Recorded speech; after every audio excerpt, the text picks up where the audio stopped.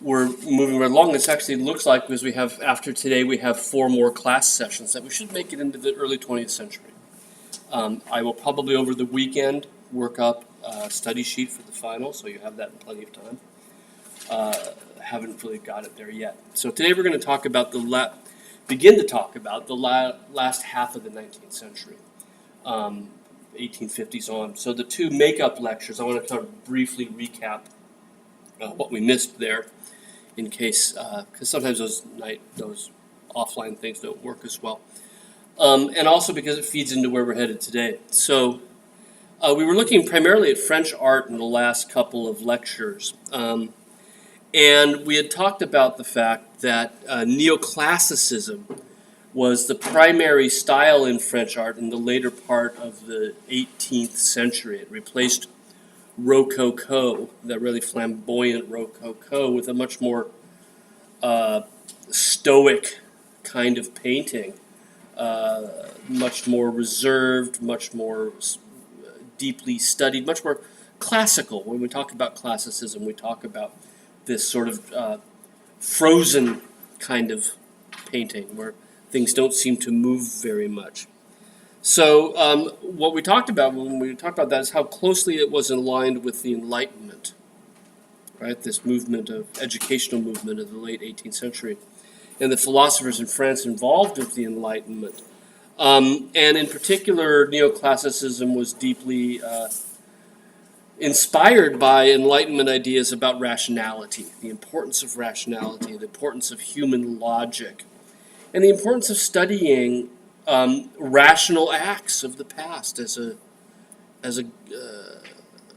guidepost for us in the modern day, that we can learn lessons from history as examples of virtue that can make us better citizens. Ancient history being used to promote modern morals, right? And then we saw the style promoted by Napoleon as his official style of painting. And this is really why it continued to be very strong in France, is in part because of Napoleon's sponsorship of classicism, neoclassicism, as the official state art.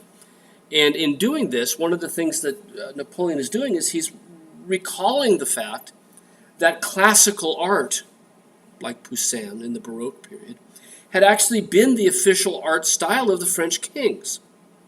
Well, he's replaced the French king, so it makes sense for Napoleon to have a similar style of art made for him that had already been made for 100 years or more for the French kings. Right? It's propaganda. The style becomes part of the message. This is French royal art. Because remember, Napoleon was elected the consul of France, the first consul. That was the coup that put him in power, when we saw him swept up over the Alps in that picture, right? But then he had himself crowned emperor, right? So he's taken on royal status, even more so. And he wants art that reflects royal status, and for him, neoclassicism is it, right? We also talked about Romanticism, which also grows out of the Enlightenment, also very much based on Enlightenment philosophy, but in particular, it's based on the idea that man longs to be free, right? That man is everywhere in chains, but longs to be free. It's a famous quote by the French philosopher Rousseau. It sort of inspired the American Revolution as well as the French Revolution. But the idea of being in chains led some romantic artists, poets, playwrights, musicians, to focus on elements of human existence where we are not in chains. And to focus, for example, on the power of nature being unchained, but also to focus on images of death, images of insanity, images of a lack of rationality, to show us at our most unchained, right? And so the Raft of the Medusa, this horrible spectacle of survival against the elements, where the people on the boat turn to savage acts against each other, including cannibalism, right, is this idea of irrationality, which ties in with Romanticism, right? Now, Romanticism gets even stronger after Napoleon, because in many ways it's a reaction against the sort of stoic classical style of neoclassicism. When Napoleon is overthrown at the Battle of Waterloo in 1814, right, he has a brief comeback. And then in 1815, the French decide to return to the original government system, which was monarchy. Right? They go back and they restore the monarchy. Right? And this is why we call this period the Restoration, and it should not be confused with the American Restoration, right? The American Restoration is after the Civil War. This is the French Restoration. It's the return of the royal house. The return of the monarchy in France lasts for 15 years. Right? What we saw when we talked about the Restoration, when we talked about Romanticism as the major movement during the Restoration, we talked about artists who were socially engaged. Artists who were interested in presenting their works of art as a statement on contemporary society. Right? Not just images of the church anymore, not just images of ancient history as some sort of moral, distant moral example. This is contemporary imagery. This is newsworthy imagery, right? When Géricault decides to paint this monster picture, it's huge, like 19 feet across, right?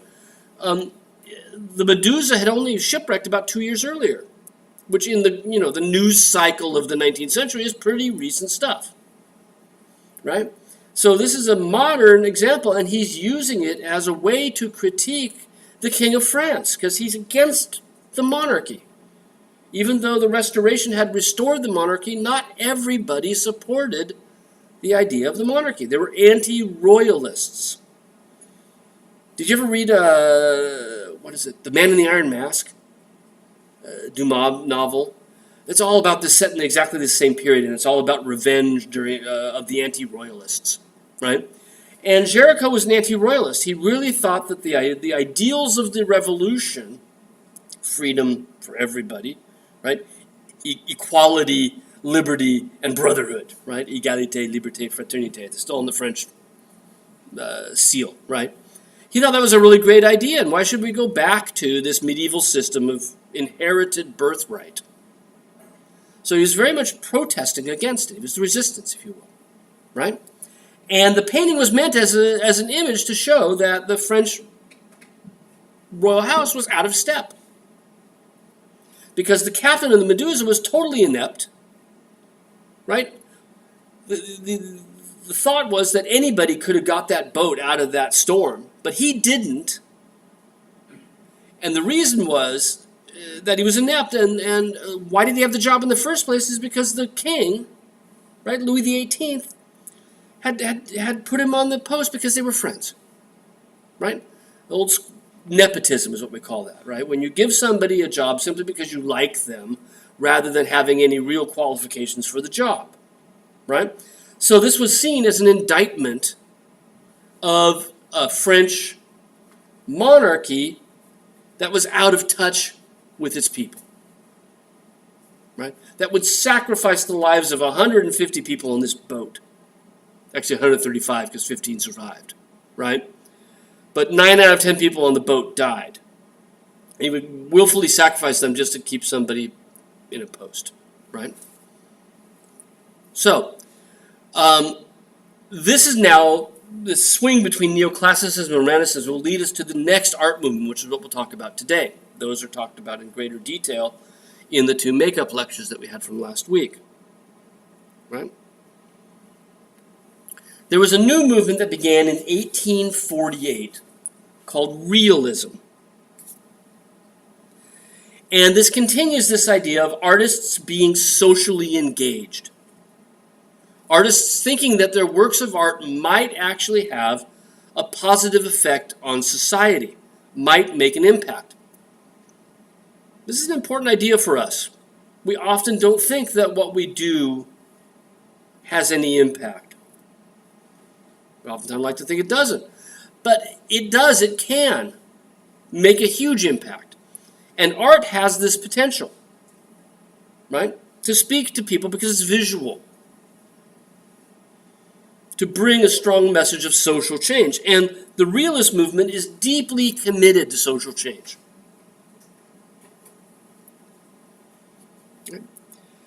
What realism is not necessarily realistic. That's not what the term refers to. The term realism, when it was coined by Gustave Courbet and other realist painters, was that these are the real portrayal of real people doing real things. In other words, if you want to make a comment on French society, don't turn to some sort of example of virtue drawn from ancient Rome. Look at French society. Right? If you want to criticize the government, then let's look beyond newsworthy events. And let's look instead to everyday life, mundane activities that you see to be unjust. Right? Now, there's great injustice in the raft of the Medusa, but it is this one-off, right? It's this huge news event, like Hurricane Katrina or something, right? Or what's more recent, the one, right, from this fall. I should have this better, right? I should be better. Because I care deeply, and all of a sudden I can't remember the name of the hurricane. Was it Matthew? Florence. Sorry? Florence. Florence? Was it Hurricane Florence? Okay, thank you. In any event, right, those certainly can reveal how horrible we manage things, right, and can reveal injustice. But there are other injustices out there on an everyday basis. You don't need newsworthy events. And when the realists talk about doing real images of real people doing real things, what they're talking about is sort of everyday activities that you might look the other way and not even notice, but in fact hold a great sort of a poignant message about social injustice, right? So you might say, well, that kind of sounds like a genre scene. You know, we talked about genre scenes when we looked at 17th century Dutch art, right? One of the types of Dutch painting were these scenes of everyday life, right? And both of them do kind of have a moralizing overtone, but they're different in that Vermeer is not criticizing society. Vermeer is providing a moral lesson for us all if we read between the lines, right? About what's proper and just in our value system, right? But he's not criticizing anybody, right? He's not saying society needs to shape up. Courbet, on the other hand, is, right? Courbet is making a very kind of social protest kind of picture, right? Highlighting a broader social injustice rather than individual morality, right? So our stone breakers, right? What are they doing? Well, they're breaking stone, right? But why are they breaking stone? What they're doing is they're carving a road. They're breaking up larger stones as a highway. It's not really a highway, it's not the right word because that's, we're talking about horse-drawn carriages, right? So highway, not 4 lanes, right, with rest stops and all of that. But in order for a road to connect cities, and that's what this is, they're making a road that's going to connect different cities. When it goes through a mountain pass, you got to make sure that it doesn't go up too steep and come down too steep. This is especially true with a horse-drawn carriage, right? But even with a car. And so if you drive west from here and keep going out, you'll see there's places where the road will actually kind of cut through the top of the hill. It's called graded, right? So that it doesn't have to go too high up and too high back down, or too far back down again to get from A to B, right? So you cut through the hill.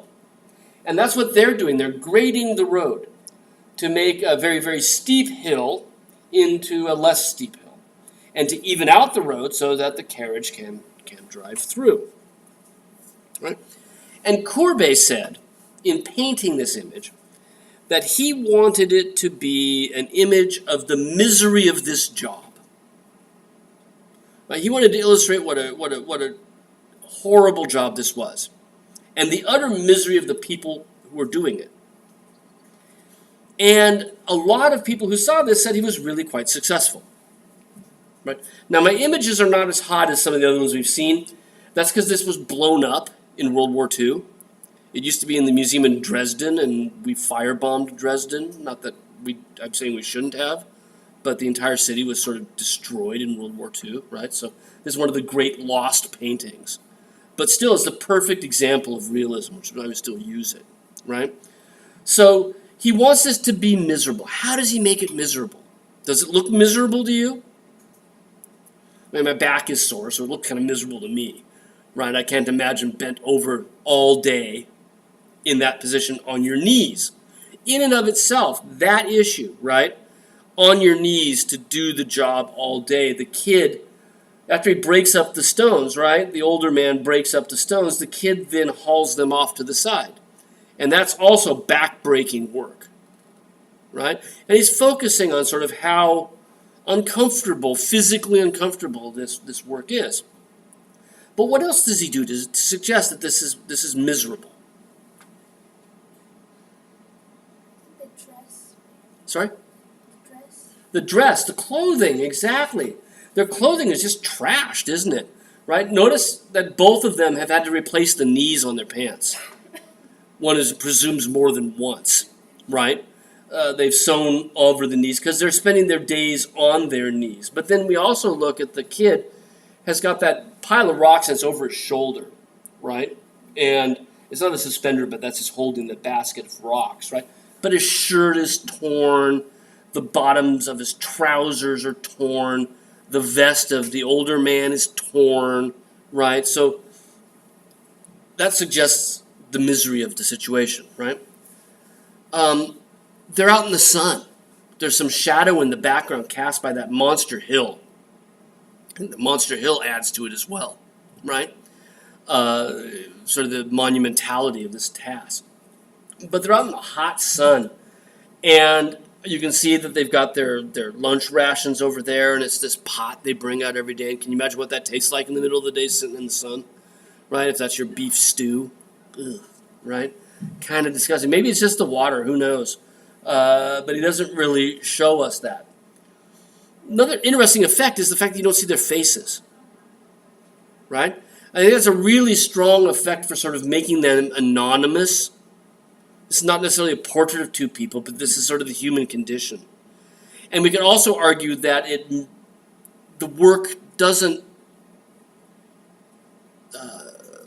give them any majesty, but rather sort of dehumanizes them, sort of reduces them to types rather than strong individual characters.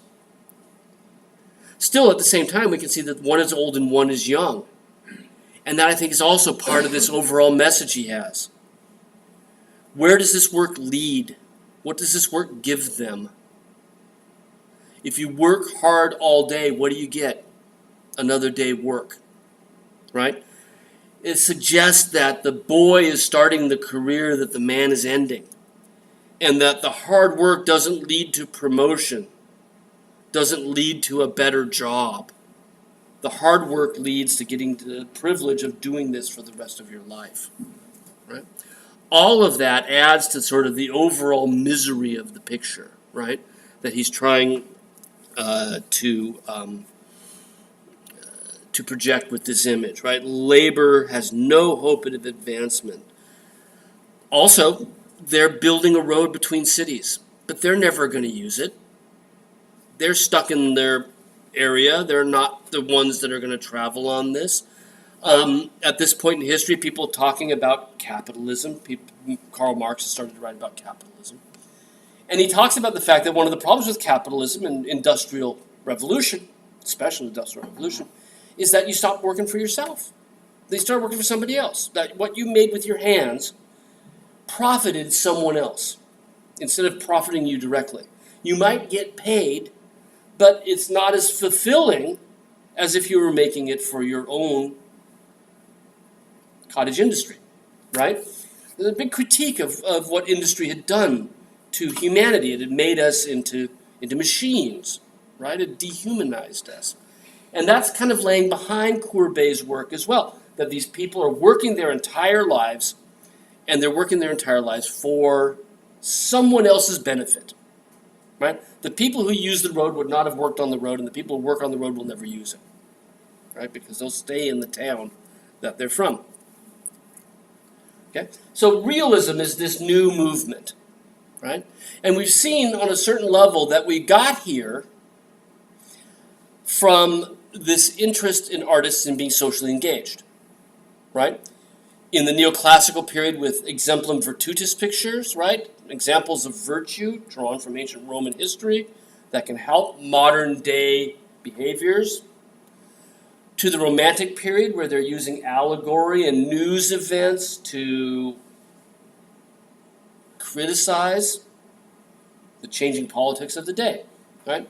Those two things are leading us to an art that now focuses on the modern world, right? Now focuses on what's happening in France in the 19th century and using that as a way to throw out these social critiques, right? These critiques of society and how it should behave. Right? So I want to also talk about how we got here politically, because what's going on in France at this time, as you might have noticed, is deeply wrapped up with French politics, right? So this is sort of the 19th century in France, the condensed edition, right? So the French Revolution, 1789, right? That's off with their heads and all of that stuff, right? The original uprising against the monarchy that had been in power in France since around the 9th century, 8th century AD, so 800, 900 years of traditional French power is overthrown with the revolution in 1789, right? This led to the rise of Napoleon, who began his career as a general, was then elected as the first consul of France, right? 1798, 99. Now coming back to France to take the reins of power. He then flips that election and has himself crowned emperor in 1803, right? 1803, 1804. And he remains emperor until he's overthrown, right, by the Duke of Wellington at Waterloo in 1814. Okay? Now, this led to the Restoration monarchy, which we just talked about. Delacroix's Death of Sardanapalus is a 7th century BCE picture, right? Ancient Assyria. That was meant as an allegory for the out-of-touch ruler, willing to burn everything he owns, kill people just so his enemies don't get his possessions, right? Living a life of luxury, right? And Delacroix, like his teacher Géricault, is an anti-royalist, okay? So during the Restoration, even though we've restored the monarchy under two successive kings, right? Louis, if you're into this, Louis XVIII and Charles X. There is growing sentiment against them. The anti-royalists are growing in status, in power, in voice, right? And this comes to a head in 1830 with the Second Revolution. There's a revolution against the Restoration monarchy that's staged in July of 1830, so we call it the July Revolution. But this is now revolution number 2, right, for the French. And Delacroix's famous picture, painted right after the aftermath of the Second Revolution, shows an allegorical figure, the personification of liberty, right, leading all of the people of France bonding together, black and white, rich and poor, children and adult, to fight for free France. Right? This is a second revolution. Right? The fact that she's an allegory, the fact that she's the idea of liberty, is why she's got the wardrobe malfunction, right? She nurtures the country. Liberty does. I guess you could say that she's at liberty as well, but that'd be just a joke. That's not what he means, right? And she's wearing the hat of a freed slave from ancient Greece, right? To add to this idea that she's just a personification. She's just an allegory for an idea, right? So here we're, again, with this little history lesson, we're at the point of the July Revolution, right? The Second Revolution. With the Second Revolution, what the French did was they decided to continue with the idea of a monarchy, but to put some checks and balances in place. And they looked to the British example of what's called a constitutional monarchy, which is not unlike even the American example of three houses of government, where no one house of government can do something without having that decision checked by one of the other houses, right? So a constitutional monarchy, we have a king, Louis Philippe, but he has to answer to a parliament, right? He can't just do things without the parliament approving it for him.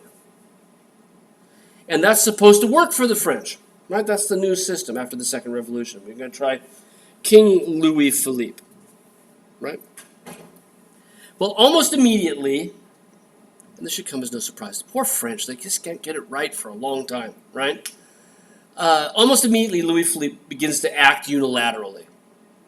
He begins to sort of undercut parliamentary control and just do things on his own, becoming more and more of an old school monarch who thinks of himself as absolutely in power, right?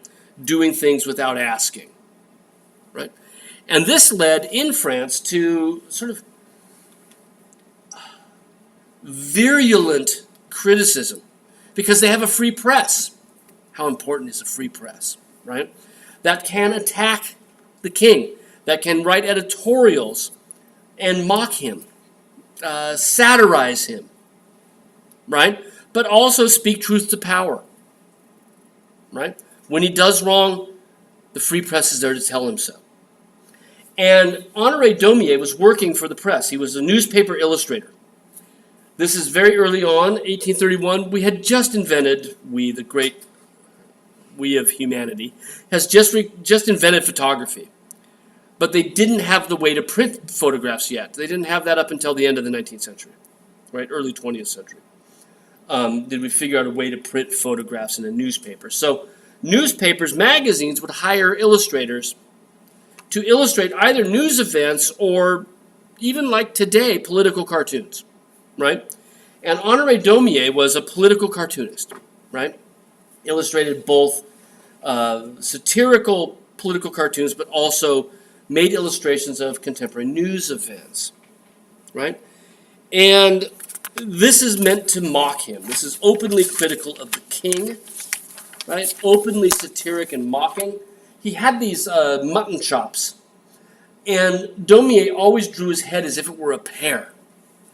And he got in trouble for that, and he made an image of sort of how his head became a pear. If this is a pear and there's nothing wrong with it, then why is there something wrong with that, right? And he draws him with this sort of overweight, gigantic figure on a throne with this incredible sort of pear-shaped head, right? Well, the title, Gargantua, which you see at the bottom and up top there, is from a well-known 16th century French novel, right? One of the best known of all French novelists, a guy named Rabelais. Don't worry about the authorship of this. But he is to the French, in many ways, very close to what Shakespeare is to the English, right? He's national tradition. And Rabelais wrote this satirical novel of this giant who just ate everything. He's a glutton, right? Ate everything around him. And he used it in the 16th century, Rabelais did, as a social satire at that time. And so what Daumier has done is gone back and he's mined that tradition, and he's updated it, and he's now calling Louis Philippe Gargantua, which would have had needed no explanation to anyone who read it or saw it in the 19th century, right? Unlike us, they were better read and knew their history and their traditions, right? So this was immediately legible to people. And he shows him his minions down below, the fat cats, exacting taxes from the poor. And I'm sorry I don't have a cleaner close-up of this. But there we see the poor of Paris being asked to give as they're starving, right? And you can see how drawn they are. They're giving their sort of their last pennies to the state because the taxes have been raised.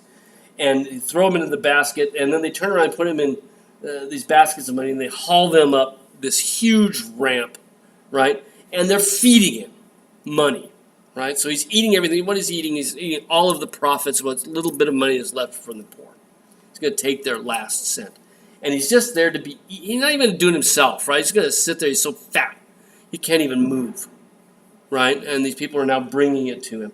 And what's happening after that, of course, is he's digesting it, and he defecates out nothing but paperwork, right? So he's absolutely no good for anything. He's going to eat money, and he's going to create official posts, figure out ways to spend that money, none of which are particularly necessary, all of which is, dare I say, shit, right?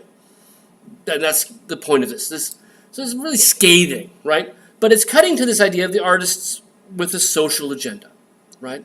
The artist with adds to that idea of the artist having a social duty to fight for what they believe is right. Well, this got him locked up. King Louis Philippe actually got Daumier arrested for this under libel laws and had him incarcerated for 6 months, right? Came right back out and started to continue to do these sorts of prints during the reign of Louis Philippe. But was much more careful about it after that, much less sort of humorously satiric. Well, Louis Philippe's reign ended with the Third Revolution, right? So he comes to the power in 1831 after the Second Revolution.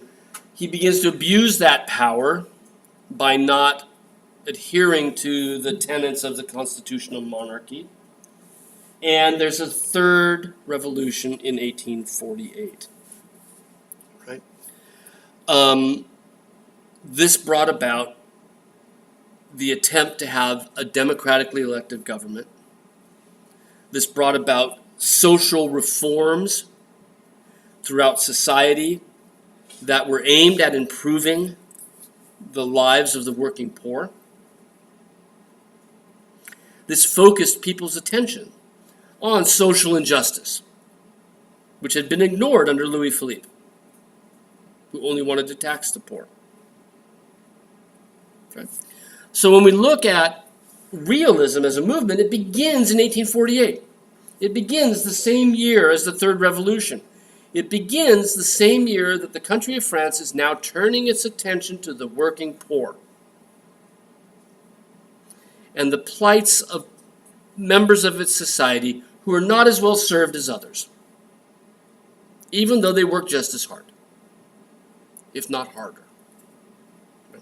So the realist artists are very much influenced by the politics in France at the time.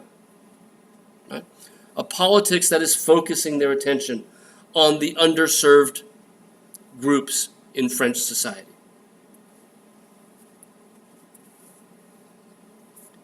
Now, to focus on these rural scenes of labor, which is what many of our realists do, scenes of rural labor, Courbet goes back to the town where he grew up. This is the town of Ornans, and it's in the foothills of the Alps, sort of southeast, getting close towards Switzerland, as the land begins to rise from the flats of the plains and into the Alpine region. And you can see the same sort of rock formation that's behind the stone breakers over his head is the same sort of rock formation we see in this scene just upriver from the town of Ornans, where Courbet grew up. Many of our realist artists will go to the countryside to paint, because that's where they find the subject matter that is feeding their agenda, which is that meets this social agenda for helping the working poor, right? Most of it's in the countryside. The other great realist painter of this period, Millet, the L-E, Millet, is working in another French town called Barbizon. He would spend his summers there and his winters back in Paris. Barbizon's only about 25 miles south of Paris, but it's a lovely little, or was a lovely little rural village. And he goes there to find the subjects that he wants to paint. Again, rural poverty. This is the theme, right? How to highlight the plight of the poor in the countryside. This is in line with government programs that are addressing these exact people. One of the government programs that came up in 1848 to address hunger amongst the rural poor was to reinstitute an old medieval system called gleaning. Now, what is gleaning? Has anybody ever heard the term before? Sometimes we talk about gleaning some meaning out of something. We're trying to pick it out of there somewhere. But the term gleaning is a term that comes from the feudal system, right? And in the feudal system, there was a system, we've talked about this before, right? The landlords and the peasants who worked for the landlord, think the Limburg brothers, right? Gleaning, the landlords, right, when the peasants picked the fields, the landlord got everything, okay? And would get the profits, and in return he would feed them, and in return he would also protect them in times of war, right? That was the deal. And as a peasant, no matter how hard you worked, you stayed a peasant in the Middle Ages, right? Well, one of the ways that medieval landlords fed the peasantry was to allow them to go back into the field after they'd harvested and pick up what's left. That's what gleaning is. You glean a field is you're picking up the scraps that are there after the major harvest has gone through, right? When I was a kid, when I was like 14, I was out in Oregon. I picked berries in the summer, right? I was horrible at it. I was just like, I like $7 for the entire summer or something like that, right? Because I was no good. I was not motivated and yada, yada, yada. But the worst job they would give you if you sucked like I did, right, is they'd make you glean one of the fields. They'd go back, this one's been picked, now go find the last berry so they don't rot. And you'd have to go twice as far to fill your crate, But it's the same idea. You don't want any of it to go to waste, right? And the gleaning idea was that somehow that would help to feed them. And in 1848, as they're trying to figure out how to feed the working poor of the countryside, they say, hey, let them glean the fields. Fields are owned by now larger industry, right? They are reaping the fields for feeding many people with this. But let's let the peasants of the area come back in and pick up the scraps. And by picking up the scraps, they can then feed themselves. And Millet gives us this image about what a stupid system that is. Because there's absolutely, in the background, right, we've got huge bales of hay, right? Mountains of hay. Hay carts moving it off, right? And as far as we can see, there are just mountains and mountains of hay. And then look at how much they have. And we assume that each one of them is probably trying to feed a family, right? 3 different women out there of roughly the same age, picking up what they can. And does Millet think this suffice? Does Millet seem to show us that this is a system that's going to work? Because they have so very little, there's no way that there's enough wheat there in what they're able to gather to feed a family, and at the same time, directly behind them, there is mountains and mountains of it. Would it not have been kinder to give them 10%, 2%, 1%? No, instead there's this system of gleaning, right? They're forced to pick up what's left. And Millet is using his role as an artist to make a comment on this, right? This is not working. This is not sufficient. Now, like Courbet, his interest is in the fate of these workers. But I'm not 100% sure they're as utterly miserable as Courbet's are. They seem to have a certain dignity. And this is true for a lot of Millet's work, that he gives us these workers that are toiling hard, but tend to have a sort of sturdy monumentality that suggests that this is dignified work regardless, right?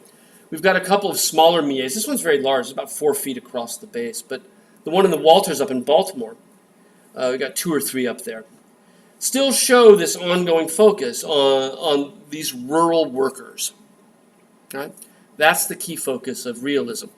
Real images of real people doing real things, right? And for them, that means this sort of image of rural labor, right? And using it as a very strong sort of social comment.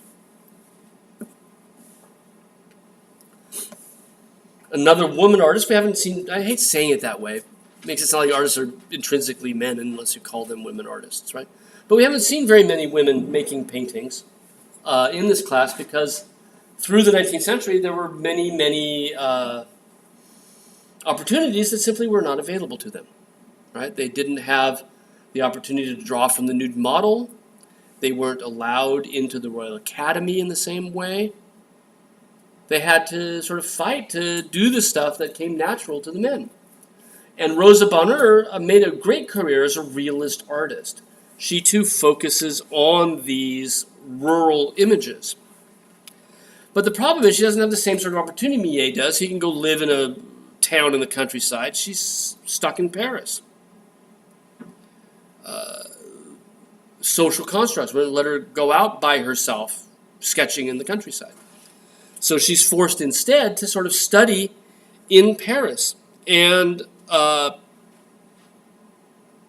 she goes to veterinary hospitals to study animals.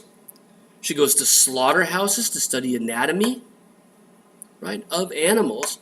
And she used to go twice a week to the horse fair in Paris simply to study the animals and bring these images into her rural scenes that she creates in the studio. Now, arguably, this is the most positive image we've seen so far. This is somebody working for his own profit. This is somebody who's working his own farm, it seems. There's no clues otherwise. This is fulfilling work. This is the answer to Millet, to Courbet. But it's still part of this idea of showing real people doing real work. And there are a couple of ways to protest, right? One is to show injustice. The other is to show the ideal perfection, right? And put that up as a model to follow. Well, Bonheur's animal anatomies are fantastic. Like, she seems to have really spent time studying how animals behave. What does it look like to have that snot come out of their mouth, you know? They look almost photographic, and that's the wrong term. Well, photographs are around by now for these, but it's all from studying whatever animal she can find. And when she went to the horse fair in Paris to study animals, she had to dress up as a man because women were not allowed to go out by themselves in public, right? So she dressed up as a man to go study the horses at the horse fair. When she was found out to do this, she had to get a special license from the police to wear men's clothes. This is how difficult it was for Rosa Bonheur to make art, right? And this is why we've seen so very few women artists up to this particular point. Right? So far we've looked at realism as being these images of rural labor, right? Rural workforce. Some realist artists focused on life in the city as well. And again, with the idea of real scenes of real people doing real things, right? And the most prominent painter to work in the city on these scenes is Edward Manet. Sometimes you see Edward Manet called an impressionist. He wasn't. That was a group of painters. They asked him to join them, and he said no. Right? So it's urban versus rural. It's not manual labor anymore, but it is still work. This is a nanny, right? This is a hired au pair with her charge. right? To look after the kid through the course of the day. And she's taking her out with her puppy, right, for a stroll through Paris. And they've taken a little moment to sit down so the kid can watch the train, right? Trains were brand new within the last generation. Ooh, train. And we don't see it anywhere, which confused the heck out of the critics, right? It's called the railway, but we see the steam, right? And the little girl's just enthralled with this, right? But they stop for a bit of lunch, some grapes in the corner. I got a nice detail of the grapes, right? Stop for a spot of lunch just to relax. Work, right? Part of the working day. Also, since I'm a dog lover, it's the cutest puppy in the entire National Gallery, right? And I love, Manet is so good at, like, when he wants to, having the brushstrokes sort of follow the structure of the body, how it comes up over the top of the head like the hair would, right? But it's just so cute. And she's reading her book, right? And there's almost a narrative here, right? You could almost see it as almost like a feminist picture. She's reading her book, and what's happened? Some jerk has stopped her. You know, hey, baby, what you reading? Right?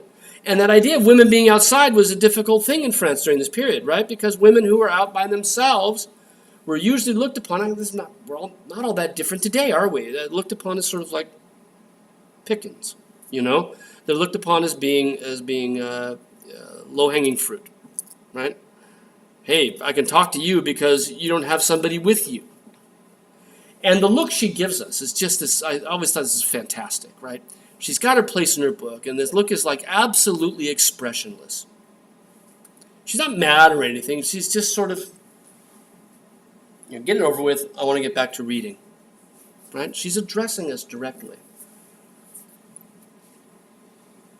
Now, Manet's style, and we'll talk more about the subject matter in this. Manet's style we see in these two details I've shown you. I have other ones showing up, which is that he tended not to blend his brushstrokes. They're very flashy. They look spontaneous. It doesn't look like he's gone back through and blended things together seamlessly. But we can actually almost see him in the act of painting. Look at the area of paint underneath the puppy's chin, the white that comes across sort of horizontally, directly underneath the chin, directly above her ruff. And you can see that he's not really attempting to make it look anything like a paintbrush that's been dragged across the surface. And he does this sort of everywhere we look, right? The brushstrokes are left extraordinarily apparent. And even in some places they meld together so that the knuckles, for example, don't really, they work from a distance, but when you get in close, you start to just see it as paint on the surface. And this is indicative of Manet's painting style, right?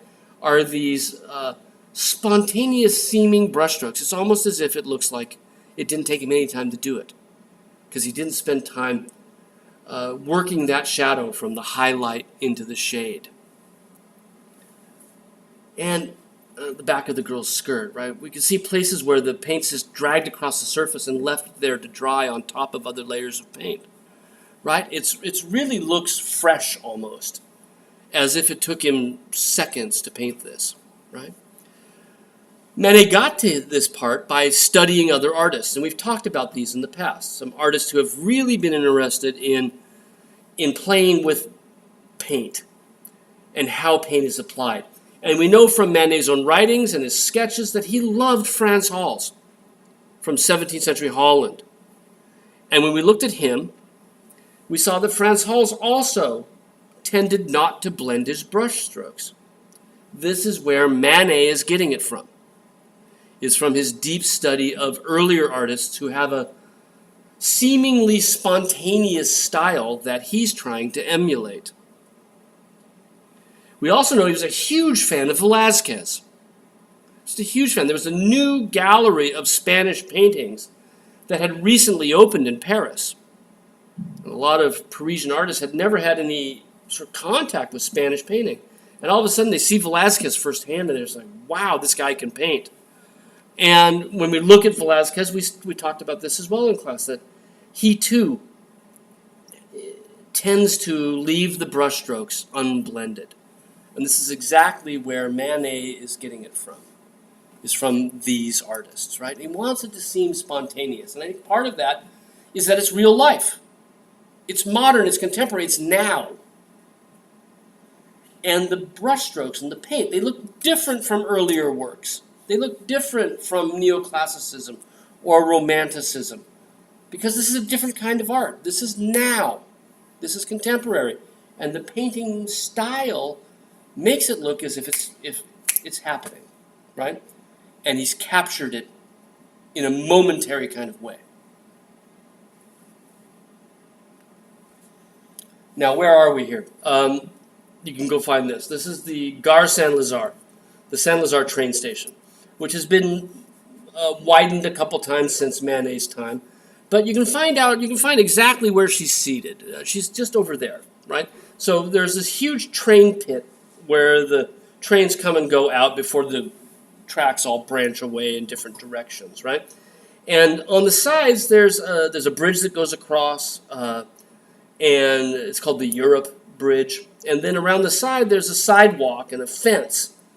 And around the corner, there's where she is, so she's looking back sort of toward where we are, right? Back toward the train shed. And I found this a couple summers ago. My wife and I were there. There's Karen, looking at pretty much right where she is, right? You can go find this spot. And that's kind of where she's seated. Although we don't really see the train shed back here, right? We just see the tracks down below, as you can see behind Karen's shoulder there, the train tracks as the trains all come and go, right? Now, for Manet, again, going back to this idea that this is modern, this is now, this is contemporary, this is a very new part of Paris. Right?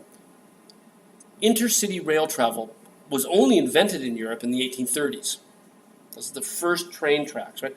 And it came to Paris about a decade later or so.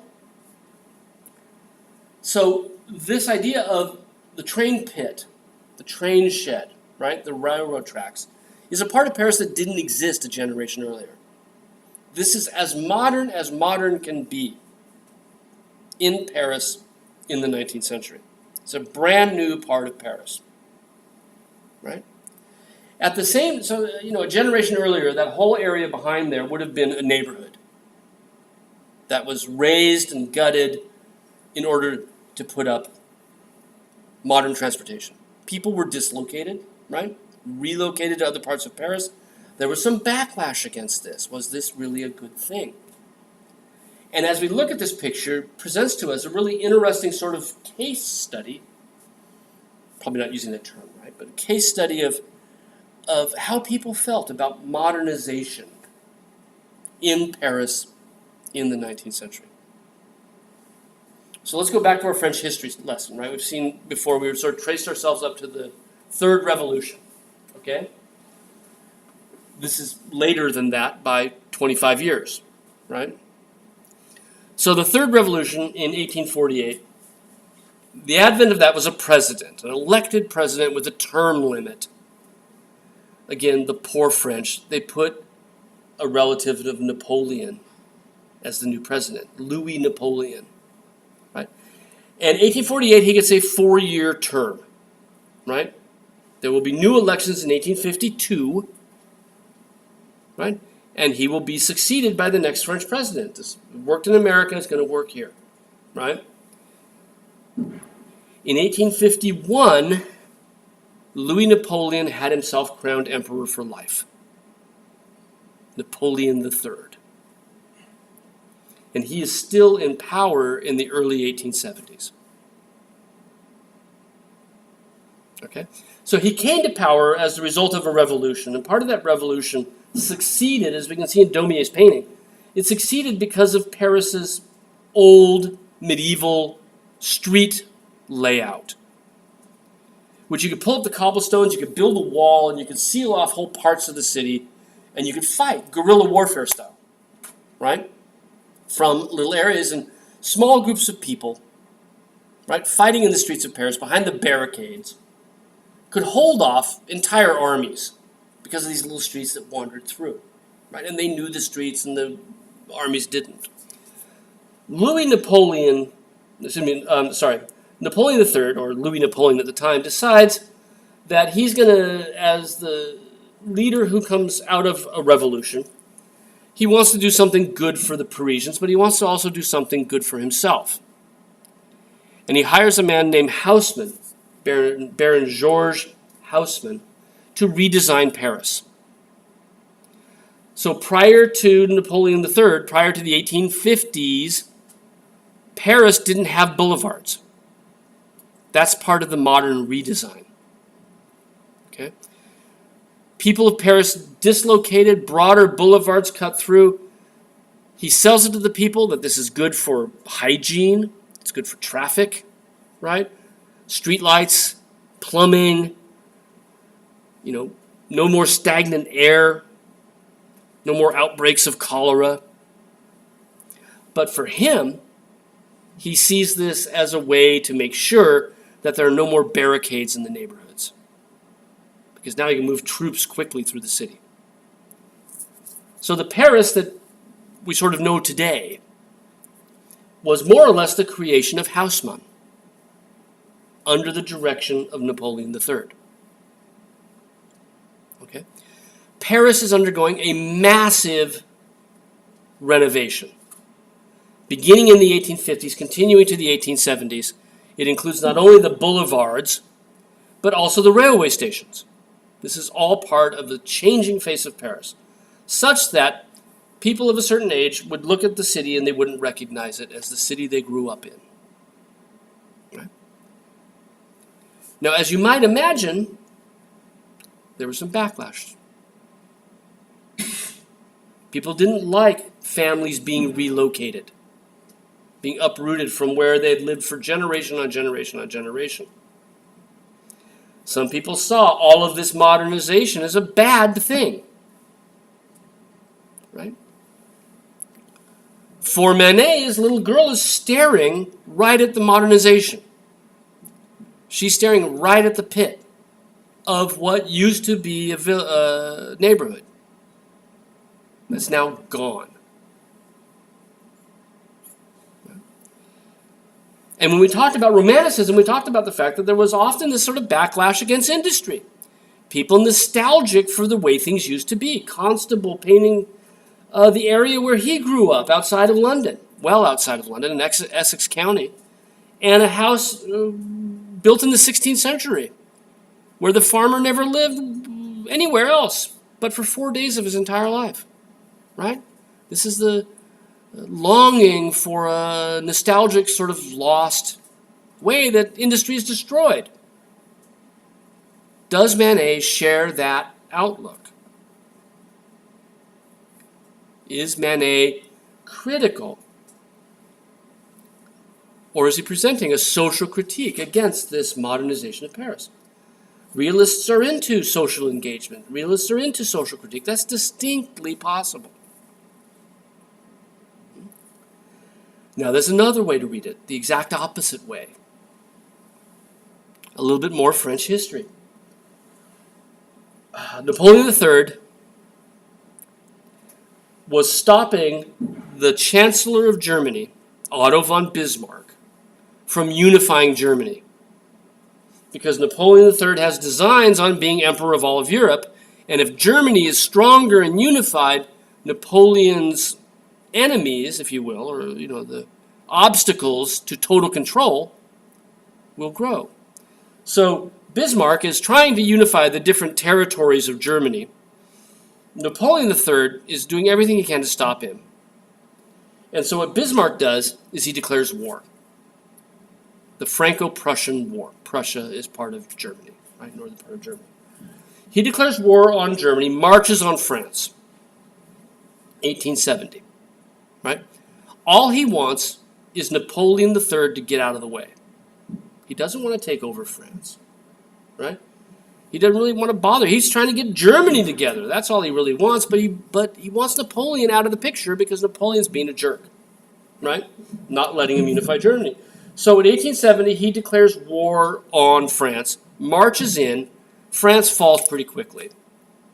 Right? Bismarck then installs a French ruler as ruler of France. He's going to pull out. Right? That's all he wanted, a new ruler.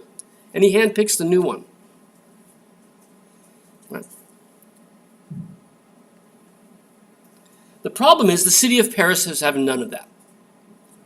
They decided that they were going to be independent from the rest of France, and they were going to fight against Bismarck, and they were going to fight against Bismarck's hand-chosen leader. This is called the Paris Commune of 1870, 1871. Right? And, of course, the French troops now, under the new French leader appointed by Bismarck, don't like the idea of Paris being independent from the rest of the country, so they go in and the French just slaughter the communards, right? The people of the commune. Tens of thousands of people are killed within a month. And the city is bombed to heck. Right? This is Paris after the commune. Right? It's a mess. So, second way to look at Manet's picture.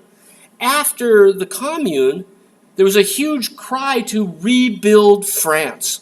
Not just Paris, but France as a total after the war.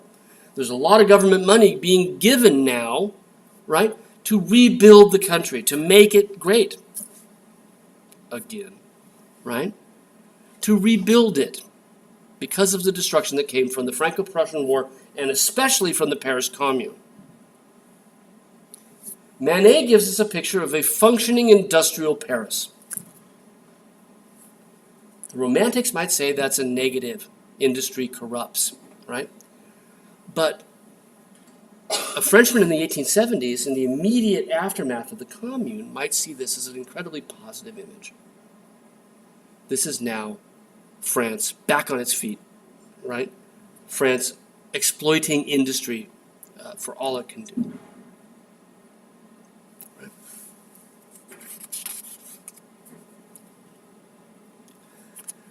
Well, Manet, one of the most important artists of the 19th century, really.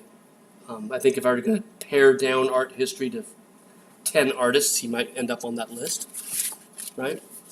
He was already something of a celebrity, and in the worst possible way, in 1863. Here is another scene of modern life, right? Real people, real things. She's a prostitute, right? Do you have to tell you that? I think it's kind of obvious that that's what she's doing for a living, right? It's not just a nude model posed for us. But you'll notice the face, it's the same girl, right? This was actually his favorite model. She was also a painter of Victorine Marant, right? So both of these are created back in the studio, right? These are fabrications of scenes. They're not something that he went to a house of prostitution and saw this. It's not that he was outside in Paris interrupting some girl reading, right? These are things he's creating back in the studio. And you notice that both of them rely on that direct gaze, that sort of unflinching, non-expressive gaze that sort of locks you in place. Dialogue, it knows you're here, right? Which is something I quite like about Manet's pictures, right? So it's Marant again, same model, same idea, elements of everyday life in the city, right? Modern life in the city. As we look at details, the same sort of flashy brushwork, right? Unpolished brushwork, where it ends up, if you look closely enough, to look just like paint and nothing else. Sometimes even the anatomy seems to break down. That's the world's worst drawn ankle ever, you know? If you look at it, there's no way that that foot fits in that shoe. It's just like an elephant's ankle almost, right? And then her little toes sticking out from down below. But if we look at the brushstrokes here, we can see that Manet opened brushwork 10 years earlier still. The servant with the flowers, these are the flowers we've brought, right? It implicates us. We're the customer. And we've brought her flowers. And so what, you know? There are flowers, I've seen flowers. But look at the brushwork on the wrapping paper around the flowers, and you can see that he's not making any attempt to blend them at all, but they end up looking as if they were spontaneously applied to the canvas, right? This is typical for Manet, and it goes hand in hand with it being a modern picture. Right? It's done very, very quickly. Now, this was shown for the first time It was painted in 1863, and it's signed at the bottom with the date. But it was shown for the first time 2 years later. The Royal Academy, we've talked about the French Royal Academy before, right? This was founded under Louis XIV back in the 17th century. They were the ones that gave the prize to Ingres to go to Rome, where he stayed for the rest of his career, right? They were the place where artists learned to paint, right? And they also supported the arts by having not only prizes that they would give every year, but they also hosted a show, a juried show every year with literally thousands of works, right? And this was a huge date on the social calendar. Everybody went to the Salon every year, right? Every other year. It was a biennial event, right? And so Manet puts this into the Salon of 1865, and it is roundly savaged by the critics. They hate it. And this is one of two paintings that sort of locked Manet as this, the French would call it a bête noire, black head of society. He was a black beast of society. And he became known as sort of Mr. Scandal in 19th century France. And this was one of the pictures. Why did they hate it so much? They said that, by 1863 they had gotten okay with scenes of everyday life. That's not a big issue. But they said that the way he paints makes fun of us. Because the Royal Academy is still teaching classical painting. They're still teaching sort of neoclassicism and a sort of more studied and academic approach to painting.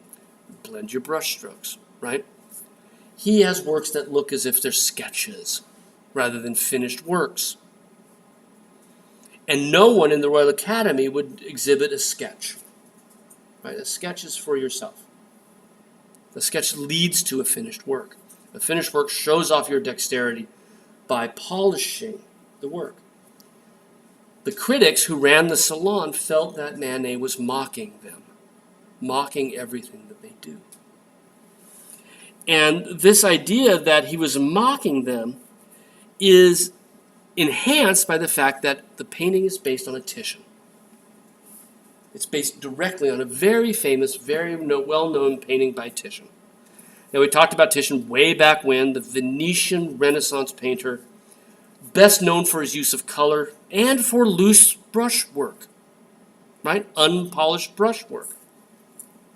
Manet is borrowing this exact composition and tweaking it a little bit. And this bothered them as well because they thought he was making fun of Titian. Making fun of us by the way he paints, making fun of the old masters. Okay. And certainly, it's easy to see why they would say that, right? Titian's got servants getting clothes for this woman. She's got flowers in her hand. Now she's being brought flowers. The Venus of Urbino's got the cute little puppy dog sleeping, and Manet's Olympia's got the cat on its hind legs. Right? Well, here, I got it. Look at that.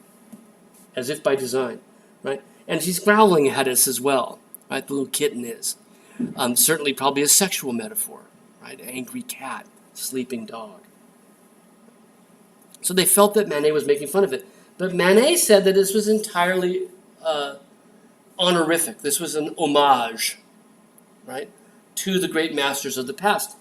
That he's updating what Titian had done. Now, people didn't see it that way because this is a picture of Venus.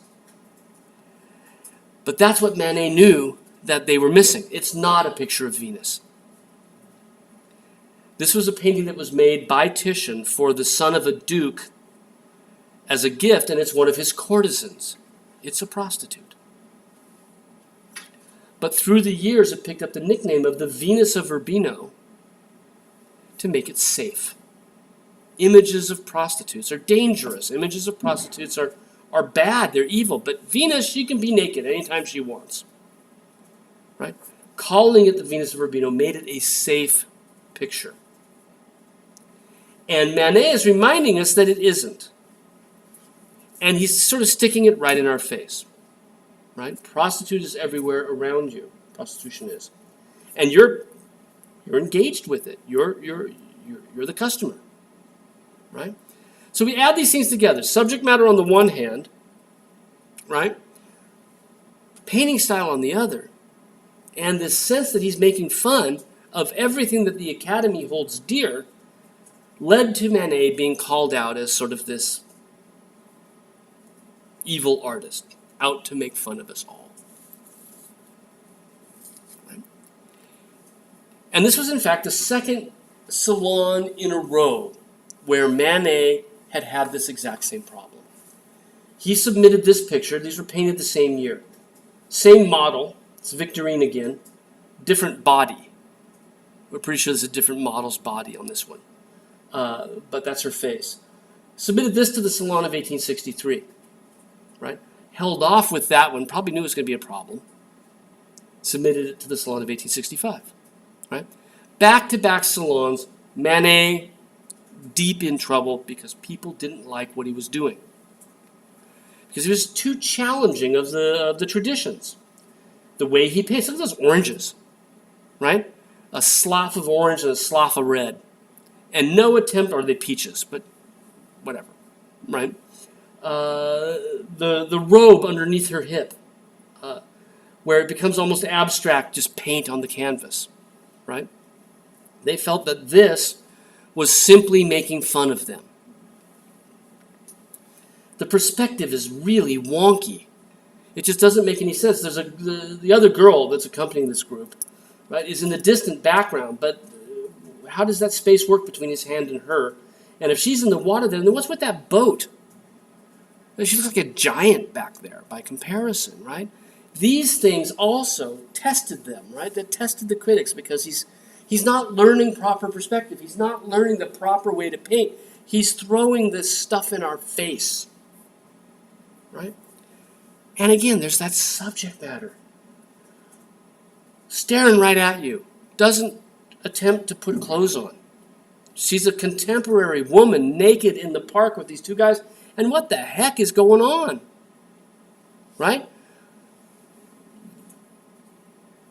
Why is she naked? He doesn't tell us. He says it was something he saw on the way home. But there's no way to prove that. Right? She's there in conversation. And what's the guys don't seem to even notice that there's a naked woman in the midst. Right? And the other one's gone back to bathe in the river behind them. So these things have made it significantly problematic. Very, very quickly, again, he based it on earlier works of art. The actual pose of the three figures goes right back to three river gods in a Renaissance print that was designed originally by Raphael and printed by Marc Antonio Raimondi. Right? So they saw this stuff and they said, oh, he's just making fun of tradition, when he sees it as updating. And then finally, if we think about it, this is Titian again. Naked women with two guys, more interested in each other. Now deep in conversation, rather than making music. But a woman in their midst, she's not a muse. She's not a personification. She's a real woman. Her clothes are there. Her hat is next to the fruit. Right? This made it difficult for people, right? And for this reason, at the 1863 Salon, it was rejected. The judge said, no, we don't want this picture in the Salon. This led to a huge outcry because that year they rejected something like 2,500 paintings from the Salon of 1863. And the artists got together and they went to the Royal Academy and said, this is wrong. You guys are being too strict. You're not up to date with what artists are doing these days. We demand that you put these paintings on display. And so they agreed. And across town they put up a second exhibition called the Salon of the Rejected Paintings. The Salon des Refusés. Right? Same word as trash, by the way, in French. Right? The Salon des Refusés, the Salon of the Rejected Paintings. And it became a huge success. Everybody went and saw it. Right? But this is an important moment for us. I'm sorry I'm keeping it a minute late just to wrap this idea up. Because in 1863, when the artists demanded to have the Salon of the Rejected Paintings, the authority of the Academy is now officially questioned. Manet's already kind of doing it with his painting style, but now the authority of the Academy as the place who tells us, the group who tells us what is good art. That is questioned. And this is an incredibly important moment for the development of modern art, is the idea that there is not an authority out there who can tell us what is and is not good. A single authority, right? It's a huge moment in the history of art. It's the Salon of 1863. Okay, I kept you 3 minutes late. Sorry about that. I hope you make your buses and whatnot. Have a good Thanksgiving. I'll get you your comments back on your progress reports as soon as I can, right? And we'll pick up with late 19th century art when we get back, right? Next week.